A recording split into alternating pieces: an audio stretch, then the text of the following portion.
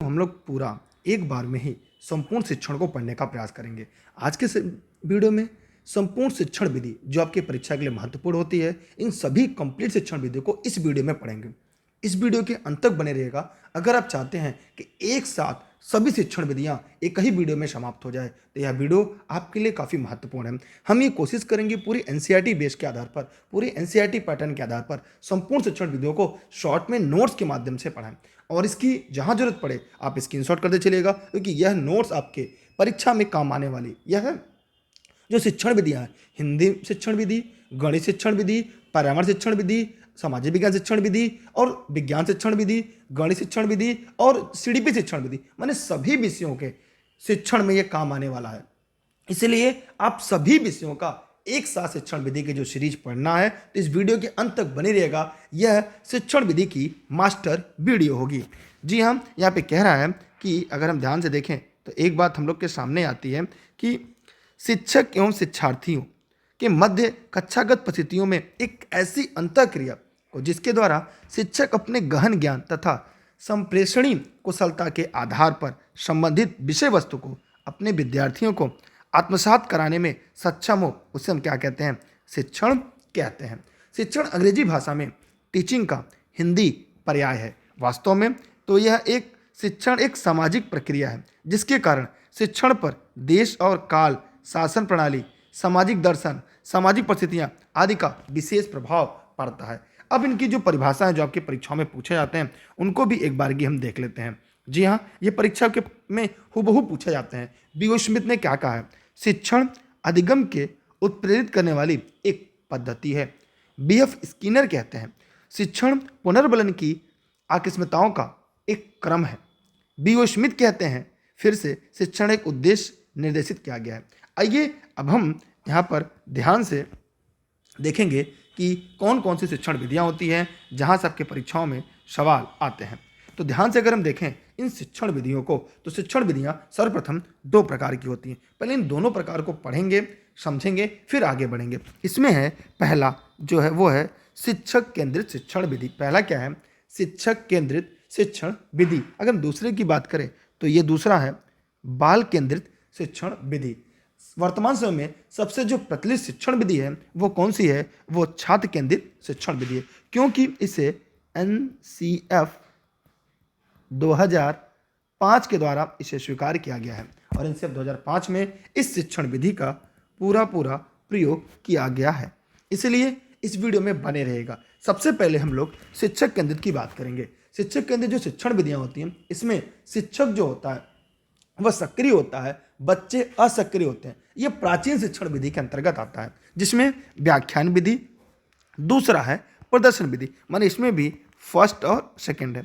लेकिन जब हम बात करते हैं छात्र केंद्रित विधि की तो जो छात्र केंद्रित विधियां हैं इन पूरे संपूर्ण शिक्षण विधि को हम लोग कोशिश करेंगे कि एक ही वीडियो में पढ़ने का, एक ही वीडियो में समाप्त करने का, जिसमें है खेल विधि, प्रश्नोत्तर विधि जिसमें क्वेश्चन आंसर्स मेथड कहते हैं, शैक्षिक पठन विधि, विश्लेषण विधि, संश्लेषण विधि, आगमन विधि, निगमन विधि, परियोजना विधि और समस्या समाधान विधि। उसके साथ साथ अगर हम लोग बात करें यहाँ पे तो अन्वेषण विधि जिसे हेरिस्टिक मेथड के नाम से जानते हैं, विचार विमर्श विधि, इन सभी विधियों को पढ़ेंगे। इसमें कुछ विधियों के उपनाम भी होते हैं, जैसे डाल्टन विधि है, क्षेत्रीय शिक्षण विधि है, खोज विधि है। अन्वेषण शिक्षण विधि को हम खोज विधि कहते हैं। तो इसके अलावा आगे भी अगर हम बात करें तो हमें डाल्टन विधि भी पढ़ना है, क्षेत्रीय शिक्षण विधि पढ़ना है, खोज विधि भी पढ़ना है। इस प्रकार से मिलाकर हमें इतने सारे शिक्षण विधियों को क्रम से पढ़ना है। अगर आप सिलेक्शन के लिए पढ़ रहे हैं, अब की बार एक सीट हमारे के लिए पढ़ रहे हैं, तो इस वीडियो में पूरे अंत तक बने रहिएगा, जहां पे हम सभी शिक्षण विधियों को पढ़ेंगे, कोशिश करेंगे उनके गुण और दोष, उनकी विशेषताओं को, और जहां जरूरत पड़ेगी हम उनकी केवल थियरी को ही पढ़ते हुए आगे बढ़ेंगे। इसकी जो PDF है क्लास खत्म होने के बाद आपको ई लर्निंग विद दुर्गेश का जो एप्लीकेशन है वहां से आप डाउनलोड कर सकते हैं, अथवा टेलीग्राम पर आप लोग जो टेलीग्राम पर आप सभी चाहें तो इसे दुर्गेश सर सर्च करके भी डाउनलोड कर सकते हैं। जैसे सर्च करना है आपको दुर्गेश सर, बिना स्पेस के आपको सर्च करना है दुर्गेश सर। जैसे ही आप दुर्गेश सर सर्च करेंगे टेलीग्राम पे ई लर्निंग विद दुर्गेश आएगा, वहाँ पे ज्वाइन करके आप इस PDF को डाउनलोड करके रख सकते हैं। अब पहला पढ़ने जा रहे हैं व्याख्यान शिक्षण विधि। यह एक शिक्षक केंद्रित विधियाँ है। इसे हम भाषण विधि भी कहते हैं। क्या कहते हैं? भाषण विधि भी कहते हैं।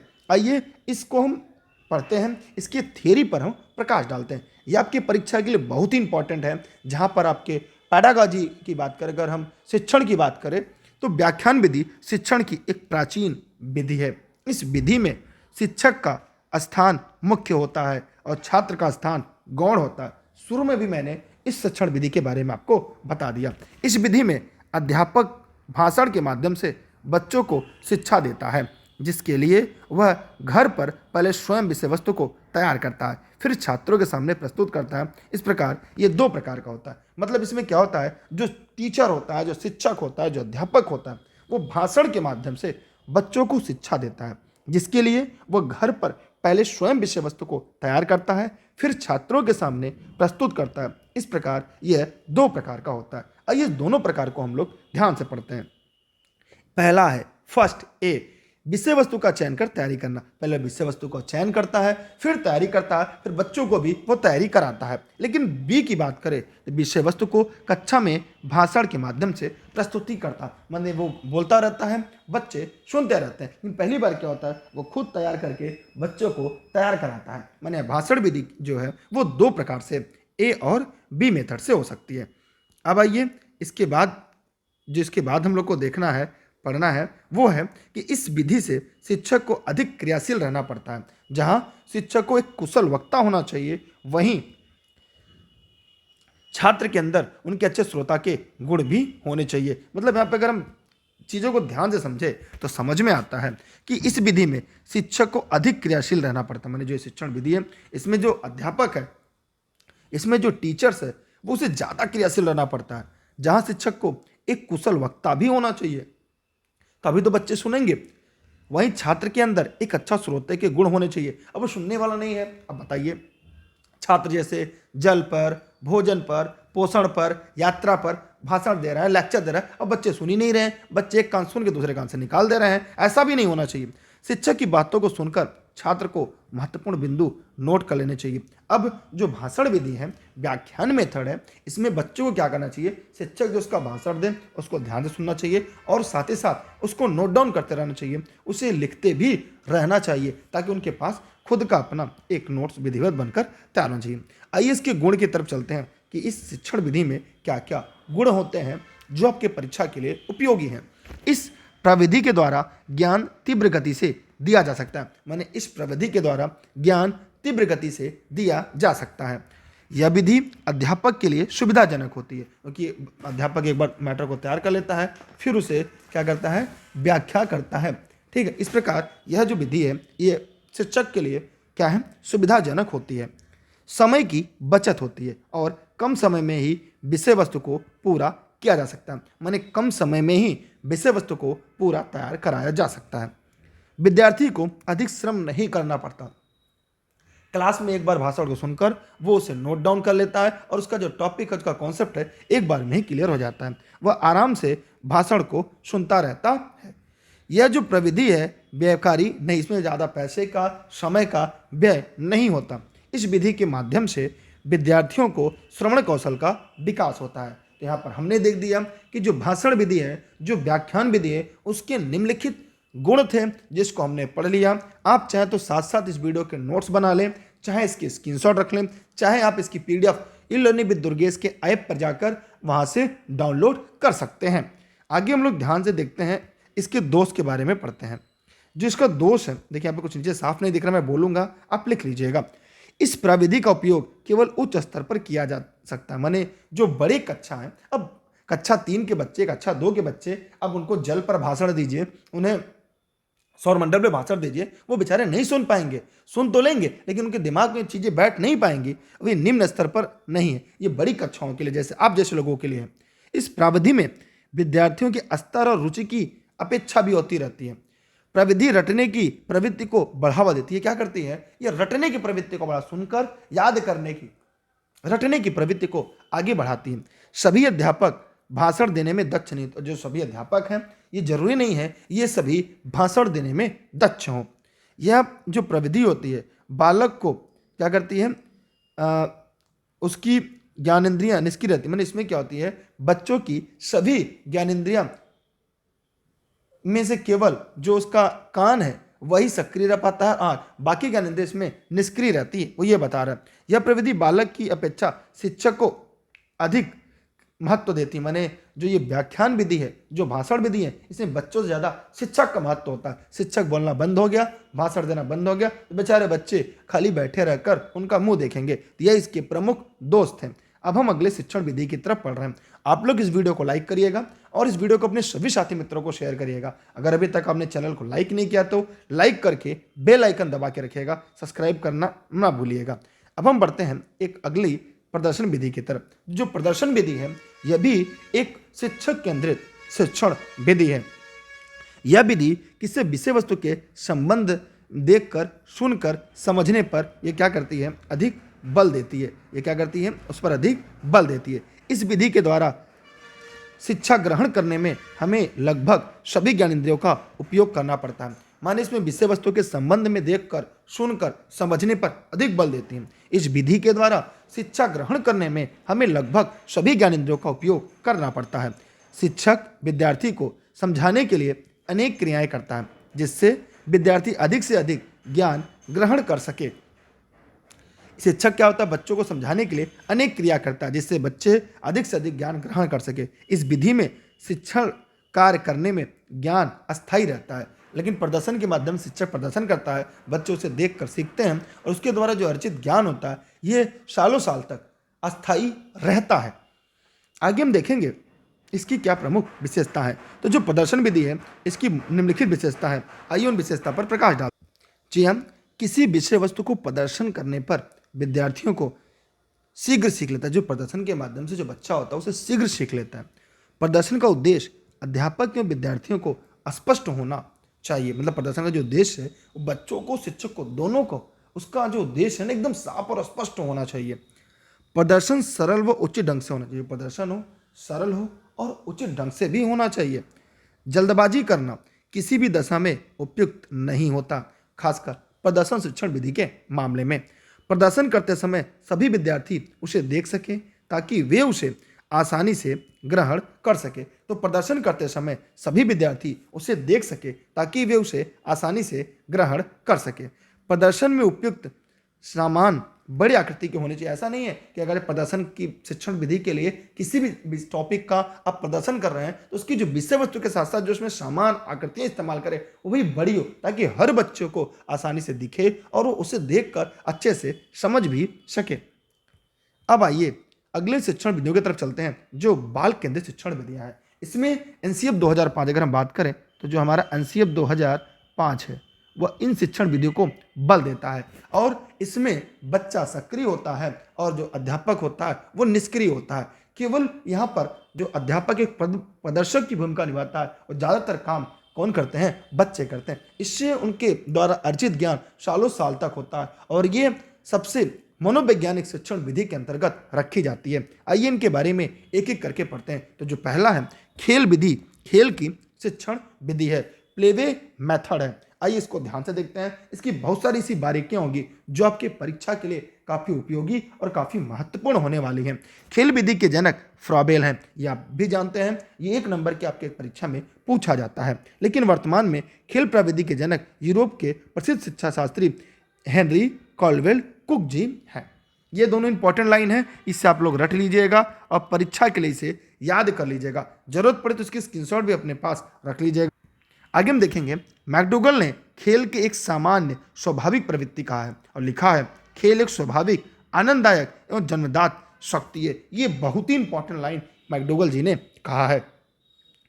अब देखेंगे खेल से शारीरिक सामाजिक विकास तो होता है, खेल से शारीरिक विकास भी होगा, सामाजिक विकास भी होगा, साथ ही साथ नेतृत्व क्षमता, जैसे कप्तान अगर कोई है तो और अपने साथी मित्र जो हैं उनके अंदर नेतृत्व क्षमता का भी विकास होता है और छात्र अनुशासन प्रिय तथा मानसिक तनाव से मुक्त रहते हैं। इसमें क्या है, वो अनुशासन प्रिय होते हैं और अपने आप को तनाव से मुक्त रहते हैं। तो यहाँ तक हम लोगों ने बाल केंद्रित शिक्षण विधि में जो खेल विधि था उसको पढ़ लिया है। अब आगे की तरफ हम बढ़ेंगे। इसकी स्क्रीनशॉट आप सभी लोग जरूर ले लीजिएगा, जितने भी लोग इस वीडियो को यहाँ पर देख रहे हैं। यह वीडियो आप ई लर्निंग विद दुर्गेश के यूट्यूब चैनल, फेसबुक पेज और आदि अन्य जगह देख सकते हैं। मेरे द्वारा ये क्लास पूरी तरह से आप सभी के लिए निःशुल्क, देश हित में, राष्ट्र हित में है। अब यहाँ पे देखेंगे कि खेल के माध्यम से छात्र जो ज्ञान ग्रहण करता है वह अस्थायी और सुदृढ़ होता है। संबंधित खेल शिक्षा शास्त्री की अगर हम बात करें तो फ्रावेल जी हैं, मॉन्टेसरी हैं, पेस्टोलॉजी, जीन पियाजे, हेनरी कॉल्वेल कोक। तो इन सभी को नाम आप रट लीजिए, याद कर लीजिए। वैसे एक दो बार आप पढ़ेंगे तो आपका जो पूरा कॉन्सेप्ट है ना वो क्लियर हो जाएगा। फिर आपको कहीं भी किसी प्रकार की न कोई दिक्कत होनी है, न किसी प्रकार की कोई समस्या होनी है। अब हम आगे चलते हैं। अब हमने यहाँ पे देखा अगली जो है प्रश्नोत्तर विधि। इस प्रश्नोत्तर विधि को हम सुकराती शिक्षण विधि के नाम से भी जानते हैं। ये परीक्षा के लिए बहुत ही उपयोगी होती है। शिक्षण के क्षेत्र में प्रश्नोत्तर विधि को हम सुकराती विधि के नाम से जानते हैं। इसे क्वेश्चन आंसर मेथड भी कहते हैं। और यह विधि बच्चों में रुचि पैदा करने के लिए और जिज्ञासा पैदा करने के लिए सबसे अहम और सबसे महत्वपूर्ण मानी जाती है। शिक्षण के क्षेत्र में यह प्रविधि अपना महत्वपूर्ण स्थान रखती है। इस प्रविधि के जन्मदाता प्रसिद्ध ग्रीक दार्शनिक सुकरात जी थे।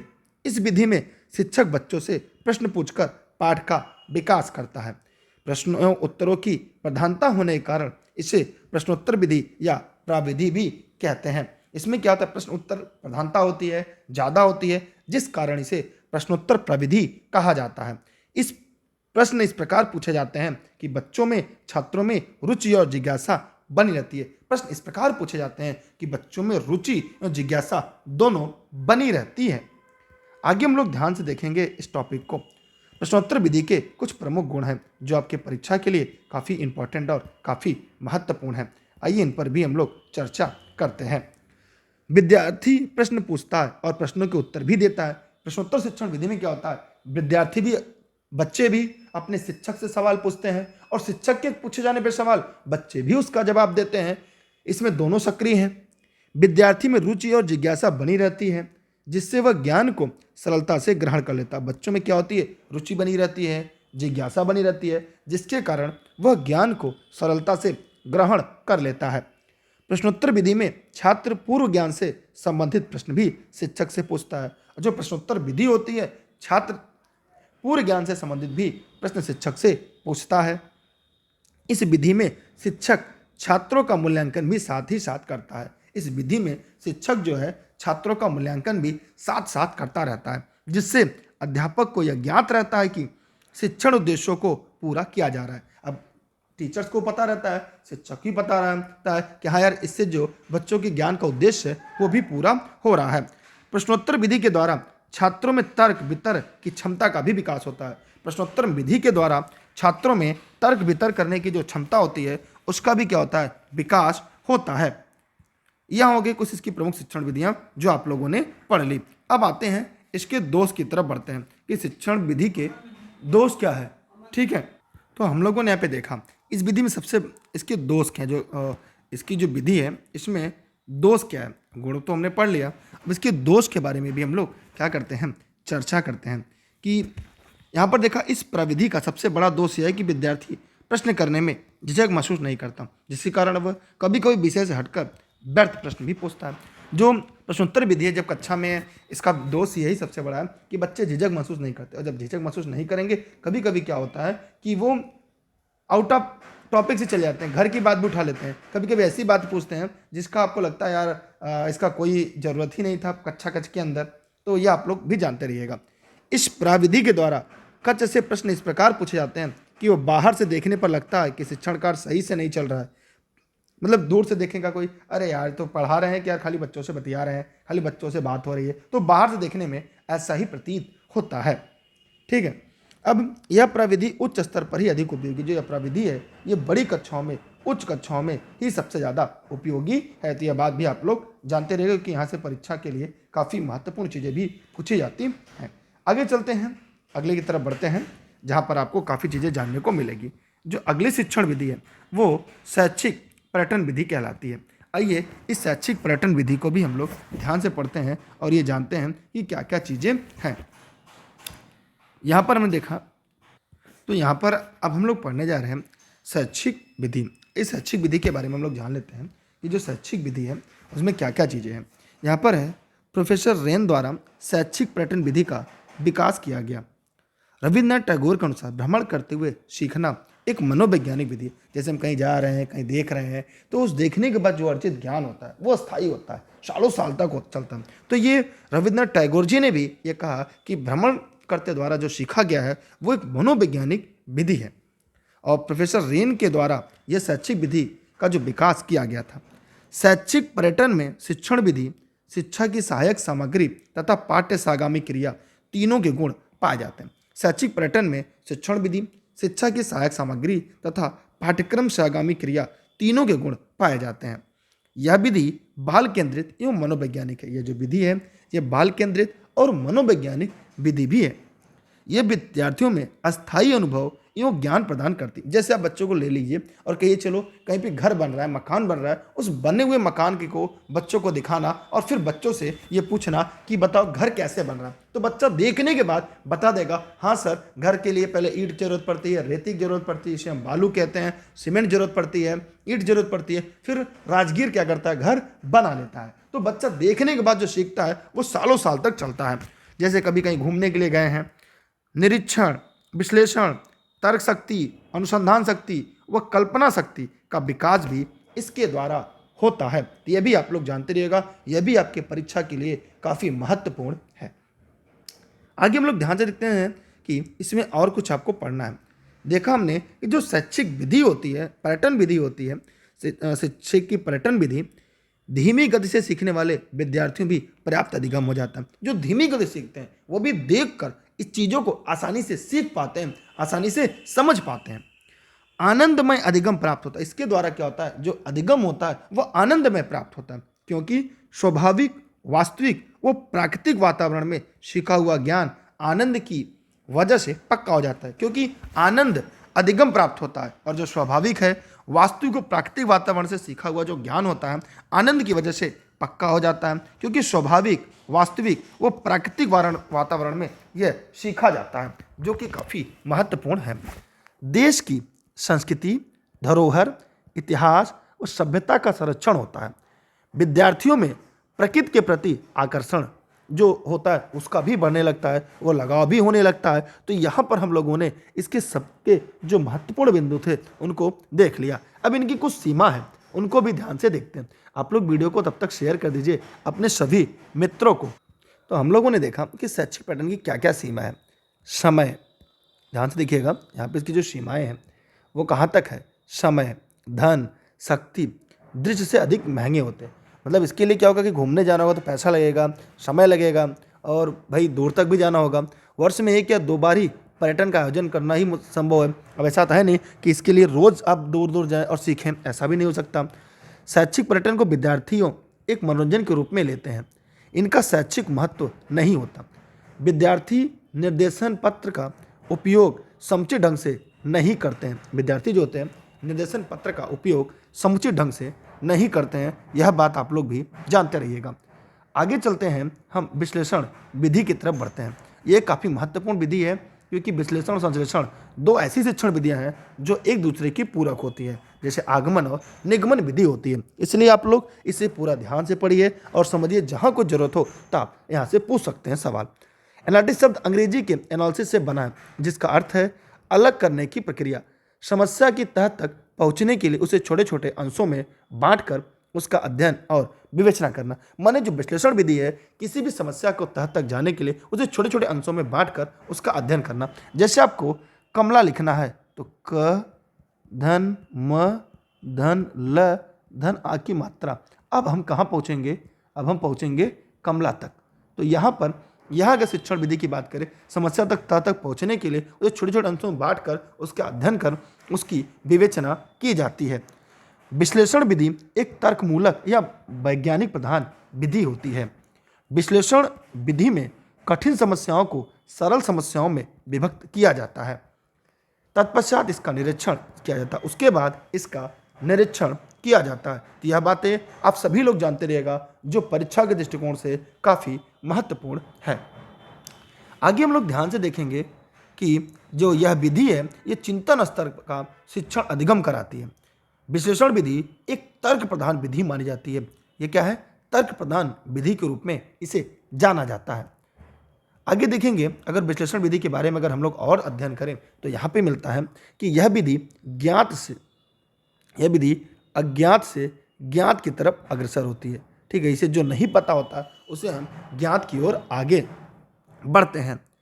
निष्कर्ष क्या होता है, यह कहा जा सकता है कि जो विश्लेषणात्मक विधि होती है, इस समस्या के हल को खोजने की एक तर्कमूलक विधि, कैसी विधि है, एक तर्कमूलक विधि भी है।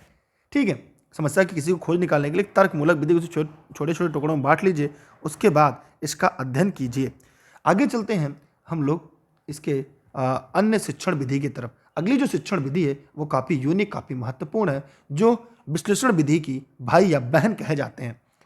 संश्लेषण और विश्लेषण विधि एक दूसरे के पूरक होते हैं। संश्लेषण और विश्लेषण विधि एक दूसरे के पूरक हैं। संश्लेषण का अर्थ है किसी वस्तु के विभिन्न अंशों को प्रारंभ करके संपूर्ण की ओर चलने से है। इस विधि से ज्ञात से अज्ञात की ओर चलते हैं। इस विधि से ज्ञात से अज्ञात की तरफ चलते हैं। विश्लेषण और संश्लेषण विधि दोनों एक साथ चलते हैं, जिससे इसमें अकेले किसी विधि का महत्व नहीं होता, क्योंकि अकेले यह विधि स्मृति स्तर का शिक्षण अधिगम करती है। अकेले क्या करती है, यह स्मृति स्तर का शिक्षण अधिगम करती है। संश्लेषण विधि को मनोवैज्ञानिक विधि भी कहा जाता है। जो संश्लेषण विधि है इसे एक मनोवैज्ञानिक विधि कहा जाता है। इसके जो गुण और दोष है उसके लिए हम इसकी एक सेपरेट वीडियो बना देंगे। अभी फिलहाल हम क्या करते हैं कि शिक्षण विधि की एक मास्टर वीडियो पढ़ेंगे, जिसकी विधि के आधार पर हम लोग संपूर्ण मेथड को एक साथ कोशिश करेंगे पढ़ने के लिए। अगली जो शिक्षण विधि है वो है आगमन। वो कौन सी विधि है, आगमन विधि। ये काफ़ी इंपॉर्टेंट आगमन शिक्षण विधि। अगर हम आगमन शिक्षण विधि की बात करें तो जो आगमन शिक्षण विधि है, यह इसके जनक जो हैं ये फ्रांसिस बेकन व पेस्टोलॉजी है। लेकिन अगर आगमन विधि के बारे में बात की जाए तो आगमन और जो निगमन शिक्षण विधि है इसके अरस्तु कहे जाते हैं, लेकिन यहाँ पर फ्रांसिस बेकन व पेस्टोलॉजी है।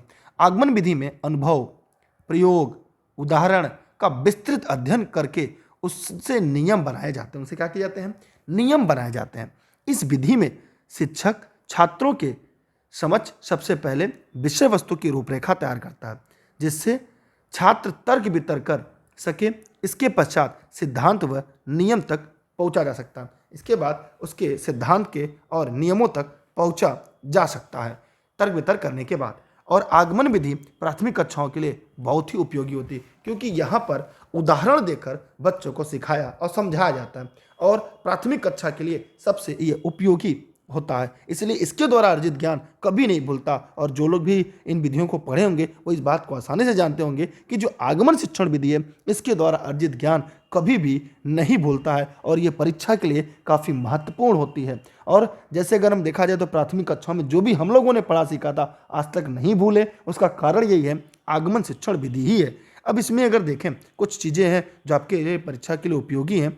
जैसे यहाँ पे है, इनके एग्जाम्पल अगर हम देख लें तो यहाँ पर है कि ज्ञात से अज्ञात की ओर। जैसे जब हम कक्षा में पहुँचते हैं, जब पहली बार आप पहुँचते हैं तो अध्यापक क्या करता है, हमें हमारे जो पहले से भाषाई ज्ञान होता है उसके आधार पर वो नए ज्ञान का सृजन करता है। अर्थात यह ज्ञात से अज्ञात की ओर है, स्थूल से सूक्ष्म की तरफ, उदाहरण से ये नियम की तरफ।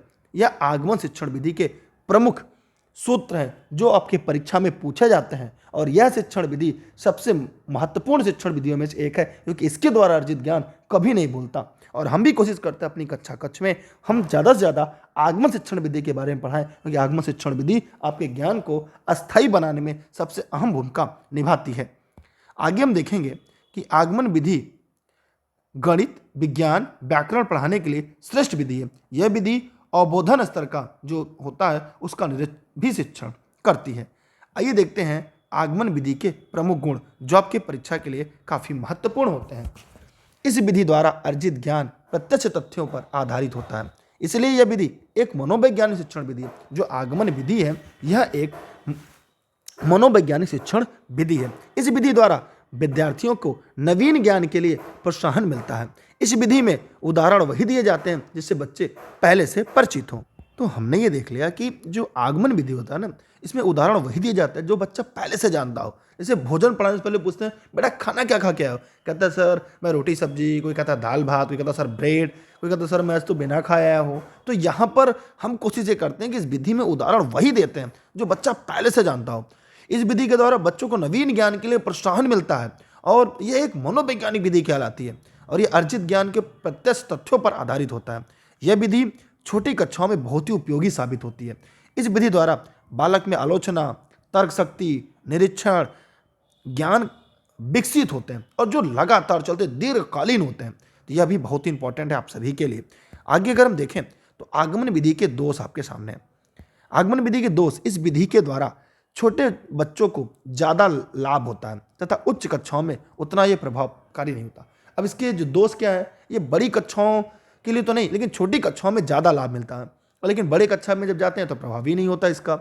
यदि बालक एक बार उदाहरण के माध्यम से गलत सीख लिया, अगर कोई उदाहरण दिया और आप बच्चा गलत सीख लिया तो देखिए सीख लिया तो फिर क्या होता है, वो उसे ठीक करना कठिन होता है। यह विधि कार्य को करने की गति को धीमी, क्योंकि बच्चा धीरे धीरे सीखता है तो कार्य करने की गति, सीखने की गति को भी धीमा कर देता है। संपूर्ण पाठ्यक्रम को इस विधि द्वारा नहीं पढ़ाया जा सकता। संपूर्ण जो पाठ्यक्रम है इस विधि के द्वारा नहीं पढ़ा जाए। जो शिक्षण विधि है, अगर चाहे तो इसके द्वारा संपूर्ण पाठ्यक्रम को पढ़ाया जाना तो काफी मुश्किल होता है, इसलिए यह शिक्षण विधि का दोष है। लेकिन सबसे अगर ओवरऑल की बात की जाए तो सबसे अच्छी अगर शिक्षण विधि कोई है तो आगमन शिक्षण विधि है, क्योंकि इसके द्वारा अर्जित ज्ञान अस्थायी होता है। जैसे अगर मैं पूछूं कि कक्षा 1 से लेकर 5 तक आपने जितनी चीजें पढ़ी थी वो आज तक याद हो, चाहे ABCD रही हो, क से ज्ञ तक रहा हो, मात्रा रही हो, पढ़ा रहा हो, गिनती रहा हो, उसके बाद बहुत बार आपने पोयम याद किया होगा लेकिन भूल गए होंगे जो 9th 10th में, 11th 12th में। लेकिन जो बचपन में ना 1 से 5 तक आपने याद की थी वो आज तक नहीं भूली, क्योंकि वह आगमन शिक्षण विधि पर आधारित थी। अब हम लोग अगले शिक्षण विधि की तरफ बढ़ रहे हैं जिसका नाम है निगमन शिक्षण विधि। आप लोग वीडियो को शेयर जरूर करिएगा, लाइक नहीं किया है तो लाइक करके रखिएगा। अगर इस पेज पर नए हैं तो पेज को लाइक और फॉलो करेगा। फेसबुक पे देख रहे हैं, अगर यूट्यूब पे देख रहे हैं तो इसे सब्सक्राइब करना ना भूलिएगा। यह जनक अरस्तु हैं, यह अरस्तु जी, आगमन निगमन दोनों शिक्षण विधियों के जनक अरस्तु जी हैं, ये भी आप जानते रहिएगा। बाकी विकल्प में जो मैंने ऊपर एक नाम और दिखा है वो भी याद रखिएगा। यह विधि आगमन विधि का ठीक उल्टा होता है। निगमन विधि के अन्य क्या है, सामान्य से विशिष्ट की ओर, सूक्ष्म से स्थूल की ओर, सिद्धांत से उदाहरण की ओर। तो यहाँ पे ध्यान दीजिएगा कि जो निगमन विधि के जो अन्य नाम है ये सामान्य से विशिष्ट की ओर, सूक्ष्म से स्थूल की ओर, सिद्धांत से उदाहरण की ओर। ये इसके जो बहुत सारे उपनाम हैं ये परीक्षाओं के लिए काफ़ी उपयोगी और काफ़ी महत्वपूर्ण है। ठीक है, तो आप लोग भी यह बात जानते रहेगा क्योंकि यहाँ से भी परीक्षाओं में सवाल आते हैं। इस विधि में सर्वप्रथम सिद्धांत और नियम छात्रों को बताया जाता है। जो विधि होती है ना इसमें सबसे पहले बच्चों को सिद्धांत और नियम बताए जाते हैं, उसके बाद उदाहरण के माध्यम से इसे समझाया जाता है, उसके बाद एग्जाम्पल के मेथड से इसे सिखाया जाता है। तो यह शिक्षण विधि काफ़ी महत्वपूर्ण होती है। आइए इसके कुछ गुण की तरफ चलते हैं। इसके प्रमुख जो गुण हैं, यहाँ पे हमने देखा कि जो निगमन विधि है इस विधि के द्वारा कम समय में अधिक से अधिक प्रश्न हल कराया जा सकते हैं। माने इस विधि के द्वारा कम समय में अधिक से अधिक प्रश्न को हल कराए जा सकते हैं। यह बड़े बच्चों के लिए उपयोगी सिद्ध होती है। जो शिक्षण विधि है ये बड़ों बच्चों के लिए काफ़ी उपयोगी सिद्ध होती है। इस विधि के द्वारा निम्न स्तर का पाठ सीखा जा सकता है। निगमन विधि के द्वारा नियमों, सिद्धांतों और सूत्रों की सत्यता की जांच सफलतापूर्वक की जा सकती है। ये एक स्मरण शक्ति को बढ़ाती है। जो ये शिक्षण विधि है ये स्मरण शक्ति को भी बढ़ाने का काम करती है, इसलिए यह विधि काफ़ी महत्वपूर्ण है। इसी के साथ हम बढ़ते हैं आपके एक नए शिक्षण विधि की तरफ। ठीक, इसको भी स्क्रीनशॉट के तौर पर अपने पास रख लीजिएगा। अब इसके हम लोग गुण पढ़ लिए, अब इसके दोष की तरफ बढ़ते हैं। निगमन विधि के प्रमुख दोष। अब देखिए यह विधि स्मृति केंद्रित विधि है, जिससे यह मनोविज्ञान के सिद्धांत के विपरीत है, मनोविज्ञान के सिद्धांतों के विपरीत है। यह विधि खोज की अपेक्षा रटने की प्रवृत्ति पर अधिक बल देती है। इस विधि में बच्चों को तर्क एवं अन्वेषण करने के अवसर नहीं मिल पाते। लेकिन अगर हम बात करें ओवरऑल तो छोटी और बड़ी कक्षाओं की बात करें तो आगमन और निगमन दोनों विधियों से अर्जित ज्ञान अस्थायी और दीर्घकालीन होता है। और आगमन और निगमन विधि एक दूसरे के पूरक हैं और इस प्रकार एक साइकिल के ये दो पहिए हैं, आगमन और निगमन। बिना आगमन के निगमन बेकार और बिना निगमन के आगमन। इसलिए दोनों शिक्षण विधियां अपनी अपनी जगह अपनी अपनी कक्षाओं के लिए काफ़ी उपयोगी और काफ़ी महत्वपूर्ण हैं। अब हम बात करते हैं परियोजना विधि, जिसे हम प्रोजेक्ट मेथड कहते हैं। यह भी एक बाल केंद्रित शिक्षण विधि है। आइए इसको भी हम लोग ध्यान से पढ़ते हैं और इसके बारे में जानते हैं। इसके जनक विलियम किल पैट्रिक, इसके जो जनक हैं वो कौन है? विलियम किल पैट्रिक हैं। किल पैट्रिक ने जॉन डीवी की विचारधारा एवं दर्शन पर परियोजना विधि का प्रतिपादन किया था। किल पैट्रिक जॉन डीवी के शिष्य थे।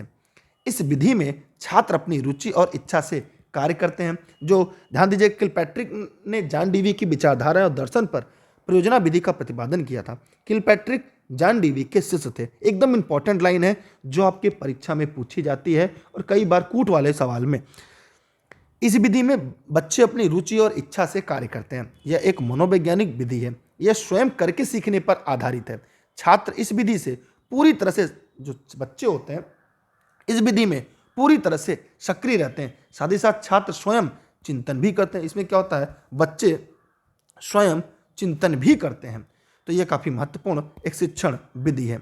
आइए परियोजना विधि के सिद्धांतों को हम लोग ध्यान से पढ़ते हैं और आपके परीक्षा में इसका उपयोग भी देखते हैं। देखिए, टेलीग्राम पर आप लोग दुर्गेश सर सर्च करके ई लर्निंग विद दुर्गेश के से जुड़िएगा, जहाँ पे सभी क्लास की लिंक, नोटिफिकेशन और इसकी नोट्स मिल जाएगी। और अगर आप चाहते हैं घर बैठे सभी नोट्स मिले, इस नंबर पर आप व्हाट्सएप करिएगा, जो ई लर्निंग विद दुर्गेश के ऑफिस का नंबर है। यहाँ से आपको नोट्स संबंधित सभी जानकारी मिल जाएगी। ये निःशुल्क क्लास आप सभी के लिए देशहित में और राष्ट्रहित में, क्योंकि अब की बार हर हाल में टेट पार, तो आप लोग ध्यान से पढ़िएगा। एक सीट हमार, अगर आपको सरकारी अध्यापक अध्यापिका बनना है तो शिक्षण विधियां आपको जरूर पढ़नी पड़ेगी। ये शिक्षण विधियां आपके हर उन परीक्षाओं के लिए है जहां से आपको एक सरकारी शिक्षक बनना है।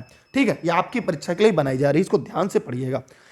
प्रयोजन विधि के सिद्धांत और उसके क्या है चरण। देखिए, इसमें सिद्धांत की बात करें तो क्रियाशीलता का सिद्धांत, वास्तविकता का सिद्धांत। प्रयोजन विधि सिद्धांत क्या है? स्वतंत्रता का सिद्धांत है, ये सादृश्यता का सिद्धांत है, उपयोगिता का सिद्धांत है और सामाजिक परिवेश का भी सिद्धांत है ये। अब हम बात करें इसकी चरण, तो ये क्या है? परिस्थिति उत्पन्न करना, परियोजना का चयन करना, परियोजना का कार्यक्रम बनाना, परियोजना का क्रियान्वयन करना, परियोजना का मूल्यांकन करना, परियोजना का आलेखन करना। ये क्रम बनाने के लिए भी आता है, इसलिए इसको ध्यान से देखिएगा और इसकी जो स्क्रीनशॉट है वो अपने पास जरूर रखिएगा, क्योंकि ई लर्निंग विद दुर्गेश की एक ऐसी नोट्स है, एक ऐसी वीडियो सीरीज है जो आपको परीक्षा में ज़्यादा और बेहतर अंक आपको दिला सकती है। आगे हम देखते हैं कि परियोजना जो विधि है उसके क्या लाभ हैं। इसकी स्क्रीनशॉट अगर आपने कर ली हो तो आगे बढ़ते हैं। इस विधि के प्रमुख लाभ देखते हैं। यहाँ पर हमने देखा कि यह एक बाल केंद्रित विधि है। शुरुआत में ही हमने बताया यह एक बाल केंद्रित विधि है। इस विधि की अगर हम बात करें तो यहाँ पर माध्यम से विद्यार्थियों में भ्रम की आदत लग जाती है। इस विधि में यह माध्यम से विद्यार्थियों में श्रम करने की जो आदत है लग जाती, मेहनत करने की आदत लग जाती है। इस विधि के द्वारा बालकों में सृजनात्मक अथवा अपसारी चिंतन योग्यता का भी विकास होता है। ठीक है, यह विधि वैज्ञानिक एवं खोजपूर्ण विधि का विकास है। यह विधि वैज्ञानिक एवं खोजपूर्ण विधि का विकास करता है। यह विधि जो है वैज्ञानिक एवं खोजपूर्ण विधि का विकास भी करता है। बच्चों द्वारा स्वयं योजना बनाने तथा उसका क्रियान्वयन के कारण उनमें कार्य करने की तत्परता रहती है, जो कि प्रभावी अधिगम के लिए अति आवश्यक भी होती है। आगे हम लोग देखते हैं, यहाँ पे यह विधि उपयोगिता, क्रियाशीलता, वास्तविकता, कार्य करने की स्वतंत्रता सिद्धांतों पर भी आधारित होती है। इस विधि द्वारा अर्जित ज्ञान अधिक अस्थायी तथा दीर्घकालीन हो जाता है, माने अस्थायी और एक लंबे समय तक ये रहता है। इसलिए यह काफ़ी महत्वपूर्ण है। इसे आप लोग जानते रहिएगा, इसे आप लोग पढ़कर रखिएगा।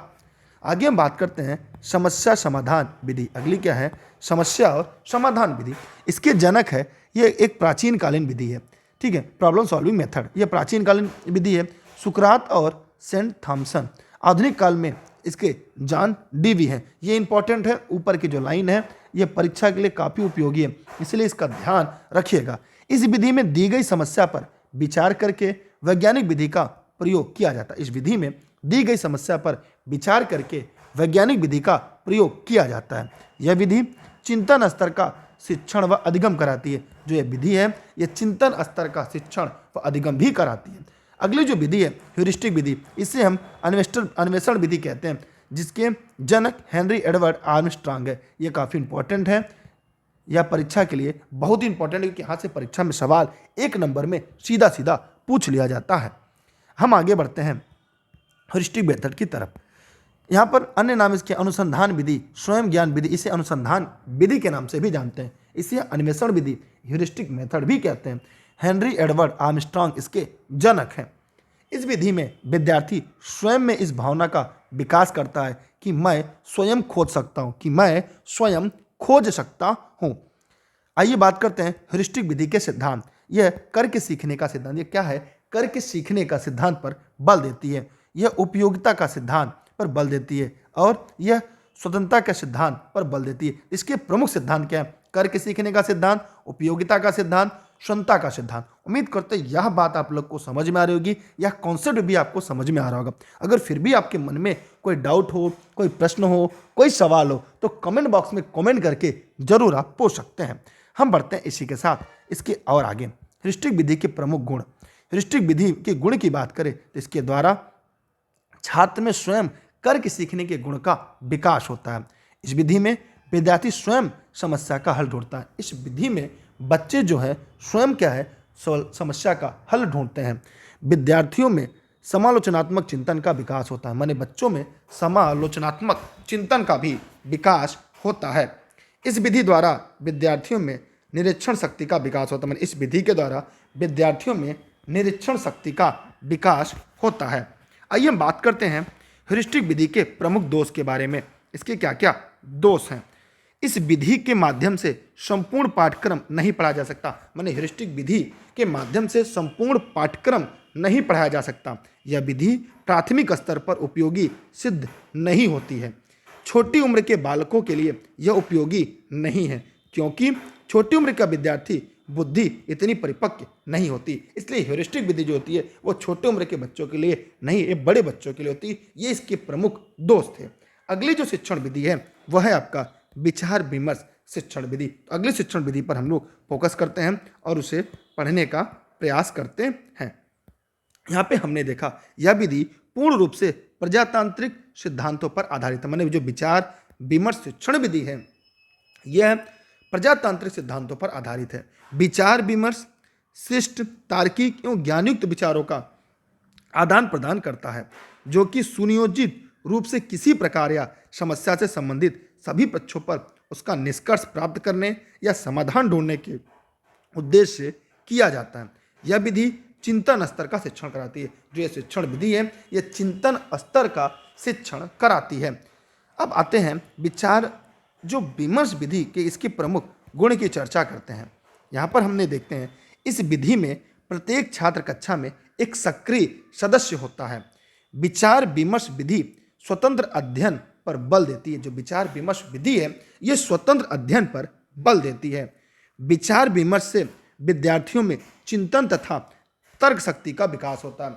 बच्चों में क्या होता है? विचार विमर्श से विद्यार्थियों में चिंतन तथा तर्क शक्ति का भी विकास होता है। ये काफ़ी इंपॉर्टेंट है। इसके दोष भी हैं। इस विधि से अध्ययन से समय ज़्यादा लगता है। भाई विचार करेंगे तो समय ज़्यादा लगेगा। विचार विमर्श का संचालन ठीक न होने पर कुछ ही विद्यार्थियों का एकाधिकार हो जाता है। विद्यार्थियों को आपसी मतभेद या ईर्ष्या देश की भावना भी विकसित हो सकती है। इसलिए इस बात को जानते रहिएगा कि इसमें क्या होता है, उनमें मतभेद भी की भावना भी जन्म ले सकती है। आगे बढ़ते हैं। विचार विमर्श का मूल्यांकन वस्तुनिष्ठ तरीके से किया जाए, मतलब विचार विमर्श का जो मूल्यांकन है ये वस्तुनिष्ठ तरीके से भी किया जाए, तो इसके प्रमुख दोष थे। इस प्रकार यहाँ पर हम लोगों ने ऊपर विचार विमर्श विधि को भी पूरा पढ़ लिया। अगली जो है अगली शिक्षण विधि बहुत ही इंपॉर्टेंट है। यहाँ से परीक्षा में सवाल झोला भर भर के आते हैं। डाल्टन विधि, इसे हम प्रयोगशाला विधि के नाम से जानते हैं। इसके जनक हेलेन पार्क हस्ट थे, ये अमेरिका के शिक्षा शास्त्री थे। इस योजना में बालक से एक समझौता किया जाता है। निश्चित समय में निश्चित काम का ठेका दिया जाता है। इस दौरान बालकों में पूर्ण स्वतंत्रता दी जाती है और सारी सुविधा भी दी जाती है। यह विधि अवबोधन स्तर का शिक्षण कराती है। जो ये शिक्षण विधि है ये अवबोधन स्तर का शिक्षण कराती है। यह विधि समय सारणी की बाध्यता से मुक्त होती है। जो ये शिक्षण विधि है ये समय सारणी की बाध्यता से मुक्त होती है। यह योजना 9 वर्ष के ऊपर के बालकों के लिए होती है। डाल्टन विधि जो होता है 9 वर्ष से ऊपर के बच्चों के लिए कूट देकर ये पूछा जाता है क्या निम्नलिखित में कथन सही है, कौन सा कथन सही नहीं है, या निम्नलिखित में से कौन से कथन सही है। 1 2 3 1 2 1 3 4 ऐसे पूछे जाते हैं। निर्धारित समय प्रति मास कितना कार्य पूर्ण करना, इस तरह में होते हैं डाल्टन विधि। आइए डाल्टन विधि में और हम जानते हैं। डाल्टन विधि में हमने देखा कि कार्य योजना, एक मास में कार्य का ब्यौरा देकर उसका चार्ट दिया जाता है। सप्ताह के 4 भागों में इसे बांटकर बालकों को प्रत्येक भाग के लिए 5 यूनिट अर्थात एक मास में 20 दिन का कार्य संपूर्णता के लिए दिया जाता है, जिसे हम डाल्टन विधि के नाम से जानते हैं। इसकी स्क्रीनशॉट लीजिएगा, इसे हम प्रयोगशाला मेथड भी कहते हैं। अगला जो है, इसके गुण और दोष की तरफ एक साथ चलते हैं। फिर से मैं कहूँगा कि आप लोग टेलीग्राम पर दुर्गेश सर सर्च करके ई लर्निंग विद दुर्गेश पर जुड़े रहिएगा। आपके मन में कोई सवाल हो, कोई प्रश्न हो तो कमेंट करके पूछ सकते हैं। अगर इसके अलावा आपका कोई सवाल है तो ई लर्निंग विद दुर्गेश के इंस्टाग्राम पर आप मैसेज करके अपने सवाल पूछ सकते हैं। गुण की बात करें तो प्रयोगशाला मेथड या डाल्टन मेथड का ये विधि मनोवैज्ञानिक बाल केंद्रित होती है। यह रुचि के सिद्धांत का पालन करती है। यह विधि बालकों में आत्म अनुशासन का विकास करती है। चौथा, यह बालक पर किसी भी प्रकार का नियंत्रण नहीं होता, अर्थात उचित दिशा निर्देश में प्रयोगशाला विधि का प्रयोग करता है। बालक स्वयं प्रयोग करके सीखता है। ये इसके प्रमुख गुण हैं जो आपकी परीक्षा के लिए काफ़ी उपयोगी और महत्वपूर्ण है। दोष की बात करें तो यह विधि तीव्र बुद्धि के बालकों के लिए उचित है, जबकि मंद बुद्धि के बालकों के लिए जल्दी नहीं सीख पाते हैं। अगला है दूसरा, यह विधि कम आयु के बालकों के लिए उचित नहीं है। कौन सी? डाल्टन विधि। अनुशासन की समस्या रहती है, बालक अपनी मनमानी करने लगते हैं। इस विधि में शिक्षक को सदैव तत्पर रहना पड़ता है। यदि ऐसा न हुआ तो दुर्घटना भी हो सकती है। तो हम लोगों ने देखा कि जो डाल्टन विधि है, इसके प्रमुख गुण क्या थे, इसके प्रमुख दोष क्या थे। आप चाहें तो इसकी स्क्रीनशॉट अपने पास सुरक्षित रख लें, जिससे हम प्रयोगशाला विधि के नाम से जानते हैं। अगली छोटी टॉपिक है क्षेत्रीय शिक्षण विधि। कौन सी? क्षेत्रीय शिक्षण विधि। अब हम क्षेत्रीय शिक्षण विधि अगर हम बात करें तो इसके जन्मदाता जेके हर्बर्टसन है। ये बहुत ही उपयोगी है। इस विधि के द्वारा भूगोल की शिक्षा को प्रभावशाली बनाया जा सकता है। शिक्षक विद्यार्थियों को विषय से संबंधित स्थान पर ले जाकर उनकी समस्याओं का हल करता है। मैंने इसमें शिक्षक विद्यार्थियों को विषय से संबंधित स्थान पर ले जाकर उनकी समस्या का हल करता है। आइए हम देखते हैं अगली जो है आपकी खोज विधि। कौन सी विधि है? अब आपकी है खोज मेथड। तो आपका क्षेत्रीय विधि देख लिया। मतलब इसमें क्या होता है, इसके यही एक लाइन में पूछ लेता है, इंपॉर्टेंट लाइन है आपका कि जन्मदाता कौन है? जे हर्बर्टसन है। इस विधि द्वारा भूगोल की शिक्षा को प्रभावशाली बनाया जा सकता है। शिक्षक विद्यार्थी को विषय से संबंधित स्थान पर ले जाकर उनकी समस्याओं को हल कराते हैं। एक अगली विधि है खोज विधि। यह भी परीक्षा के लिए काफ़ी उपयोगी और महत्वपूर्ण विधि मानी जाती है। खोज विधि की बात करें तो इसके जन्मदाता जीएस ब्रूनर है। इतिहास पढ़ाने में यह विधि काफ़ी उपयुक्त होती है। शिक्षक छात्रों को विषय संबंधित स्थलों के बारे में स्वयं नई नई जानकारियां ढूंढने के लिए प्रेरित करते हैं। खोज विधि के अंतर्गत किसी भी विशिष्ट वस्तु, तथ्य अथवा प्रक्रिया का पता लगाया जाता है। अगला है, इस विधि में विद्यार्थी स्वयं सिद्धांतों की खोज विभिन्न स्रोतों की सहायता से करता है। फलस्वरूप विद्यार्थियों में क्रियाशीलता, सूझ, स्वतंत्र चिंतन आदि का विकास होता है तथा स्वयं अभिव्यक्ति की अवसर भी प्राप्त होते रहते हैं। आप इसकी स्क्रीनशॉट रख लें। खोज विधि के बारे में एक एक करके क्रम से बताया गया है, जिसके जन्मदाता जीएस ब्रूनर है। इस शिक्षण से विद्यार्थियों में संज्ञानात्मक, भावात्मक तथा क्रियात्मक पक्ष का विकास तो होता ही है, साथ ही संचित जो ज्ञान होता है उसका भी उपयोग होता है। तो ये काफ़ी इंपॉर्टेंट है। खोज विधि की आप लोग स्क्रीनशॉट रख लीजिएगा। इसके अलावा अगर इसकी पीडीएफ चाहिए तो आप घर बैठे प्राप्त कर सकते हैं ई लर्निंग विद दुर्गेश के ऐप से। और नोट संबंधी अगर कोई जानकारी चाहिए, इस नंबर पर आप व्हाट्सएप कर अपनी जानकारी ले सकते हैं। यहाँ पर सभी जानकारी उपलब्ध हो जाएगी नोट से संबंधित। हम देखते हैं किंडरगार्टन पद्धति। कौन सी पद्धति? किंडरगार्टन पद्धति। इसके जर्मनी के फ्रॉबेल, इसके जनक कौन है? जर्मनी के फ्रॉबेल जी हैं। यह पद्धति खेल विधि द्वारा विद्यार्थियों को सिखाने की सर्वप्रथम शिक्षण पद्धति। यह पद्धति खेल विधि द्वारा विद्यार्थियों को सिखाने की सर्वप्रथम शिक्षण पद्धति है। किंडरगार्टन पद्धति यह खेल पर आधारित शिक्षण विधि है। किंडरगार्टन जर्मन भाषा का शब्द जिसे किंडर बालक, गार्डन माने उद्यान से रखा गया। इस विधि में खेल, स्वतंत्रता, आनंददायक वातावरण का समावेश पाया जाता है। यह विधि पुस्तकालीन ज्ञान पर अधिक बल नहीं देता, यह खेलने पर बल देता है। खेल के माध्यम से बच्चों को ज्ञान प्रदान करने के लिए यह उस पर बल देता है। इस विधि से बच्चों में आत्म अभिव्यक्ति का अवसर भी प्रदान होता है। बच्चे अपनी बात बोलते हैं और अपनी बात भी स्पष्ट रूप से रखते हैं। तो आइए किंडरगार्टन पद्धति की स्क्रीनशॉट ले लीजिएगा। अब हम इसके सिद्धांत की तरफ चलते हैं। इसे हम एकता का सिद्धांत कहते हैं, इसे हम विकास का सिद्धांत कहते हैं, इसे हम स्वयं क्रिया का सिद्धांत कहते हैं, यह समाजीकरण का सिद्धांत कहलाता है, खेल द्वारा शिक्षा का सिद्धांत कहलाता है। यह काफ़ी इंपॉर्टेंट है आपके परीक्षा के लिए, क्योंकि यहाँ से हर एक टॉपिक अगर आप पढ़ रहे हैं, तैयार कर रहे हैं, इसका मतलब आप बच्चों को परीक्षा के नज़दीक लेकर चल रहे हैं। और ये आपके लिए बहुत इंपॉर्टेंट, मैं बार बार कहूँगा, आप घर बैठे भी नोट्स मंगा सकते हैं। आइए हम आगे चलते हैं। सर वीडियो को शेयर कर दीजिए, पैसे नहीं लगेंगे, लाइक कर दीजिए, ई लर्निंग विद दुर्गेश का फेसबुक लाइक कर दीजिए। मैं तो निःशुल्क पढ़ाता हूँ, जब भी मुझे समय मिलता है मैं आपके लिए कुछ बड़ा और बेहतर करने का प्रयास करता हूँ। गुण की बात करें तो यह विधि बालकों में मानसिक विकास के साथ साथ शारीरिक विकास पर भी बल देती है। यह विधि खेल को शिक्षा से जोड़ती है ताकि बच्चे खेल खेल में भी सीख सकें। यह विधि करके सीखो एवं क्रिया के द्वारा सीखने पर भी बल देती है। तो हम लोगों ने देखा कि जो खेल विधि का में जहाँ पे कुछ प्रमुख बिंदु को देख लिया, अब 2 इसके पढ़ते हैं। इस विधि द्वारा सभी विद्यार्थी सक्रिय नहीं पाए जाते हैं, जिनकी रुचि होती है वो सक्रिय होते हैं, जिनकी रुचि नहीं होगी वो निष्क्रिय हो जाते हैं। अभी लोग हैं जब परीक्षा की डेट आती एकदम सक्रिय, अब परीक्षा डेट नहीं आती आराम से बैठ के पढ़ो यार, होगा ना। विद्यार्थी जब खेलने लगते हैं तो उनका ध्यान पढ़ाई में हट जाता है, यह भी इसका दोष है। परस्पर विषय व खेल के सामंजस्य स्थापित नहीं हो पाता, मतलब विषय और खेल, हर विषय के साथ, हर टॉपिक के साथ, खेल के साथ सामंजस्य भी नहीं हो पाता, ये इसका प्रमुख दोष है।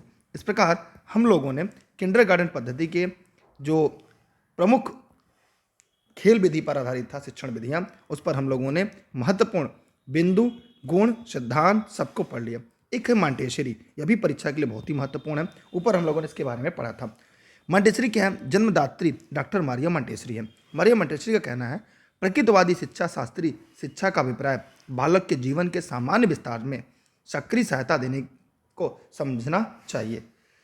मॉन्टेसरी की पद्धति फ्रावेली किंडरगार्टन पद्धति द्वारा फ्रांस के सेंगविन के मंदबुद्धि के बालकों के लिए खोले गए प्रथम स्कूल में सुधार करके विकसित की गई थी। यह बहुत इंपॉर्टेंट है, पूछा जाता है। ठीक है, अब इनके सिद्धांत के बारे में पढ़ लेते हैं मॉन्टेसरी जी के। मॉन्टेसरी सिद्धांत की अगर हम बात करें तो आत्म विकास का सिद्धांत बाहर की शक्तियों के मुकाबले एक बालक को उनकी अंदर की शक्तियाँ अर्थात उनका स्वयं का आत्मविश्वासी उसे अधिक सिखाता है, अधिक सिखाता है। स्वतंत्रता का विकास, एक बालक का विकास तभी हो सकता है जब उसने अपनी रुचि, योग्यता, निर्णय के प्रदर्शन करने के लिए स्वतंत्र किया जाए। शिक्षक संचालिका के रूप में माने उसके अध्यापक के लिए संचालिका शब्द का उपयोग, क्योंकि उन्होंने विचार में शिक्षक का कार्य संचालन करना और बच्चों को निर्देशन करना था। किसका? मॉन्टेसरी के विचार में। आगे देखते हैं मॉन्टेसरी पद्धति के गुण क्या थे। देखिए, सभी शिक्षण विधियों के कुछ गुण होते हैं, कुछ दोष होते हैं, और हमको इन दोनों को पढ़ना होता है। इनके गुण की बात करते हैं, ये शिक्षण पद्धति बालक को स्वतंत्रता प्रदान करती हैं। ये शिक्षण विधि स्वशिक्षा पर बल देती हैं। ये शिक्षण विधि स्वयं करके सीखने पर अधिक बल देती है, जो एनसीएफ 2005 भी ये कहता है। ये शिक्षण विधि ज्ञानेंद्रियों को शिक्षा पर बल देती है। ये इसके प्रमुख गुण थे मॉन्टेसरी शिक्षण पद्धति के। अब मॉन्टेसरी पद्धति के दोष क्या है? इस विधि के माध्यम से पढ़ाने के लिए अति प्रशिक्षित शिक्षकों की आवश्यकता होती है। यह विधि मंदबुद्धि बालकों के लिए उपयोगी एवं साधारण बालकों के लिए सामान्य विधि साबित होती है।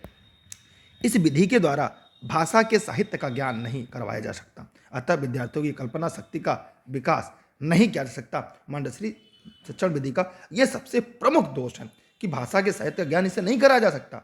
यह विद्यार्थियों की कल्पना शक्ति का विकास नहीं होता। इस विधि के माध्यम से पढ़ाने के लिए अति प्रशिक्षित शिक्षक को ही जरूरत पड़ती है। यह मंदबुद्धि के बालकों के लिए उपयोगी, साधारण बालकों के लिए सामान्य विधि से साबित होती है उनके लिए।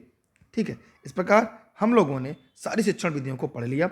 आप सभी साथी जो लोग भी इन वीडियो को देख रहे हैं, वे सभी साथी इसे अपने सभी साथी मित्रों को जरूर शेयर करेंगे, जहाँ पर हम लोगों ने कोशिश की पूरी संपूर्ण शिक्षण विधि को पढ़ने का। आप लोग इसे टेलीग्राम पर दुर्गेश सर सर्च करके ई लर्निंग विद दुर्गेश पर जरूर जुड़िएगा, और अगर इस चैनल पर नए हैं तो सब्सक्राइब करके बेल आइकन जरूर दबा के रखिएगा, और डेली क्लास की लिंक अपने मित्रों को शेयर करिएगा।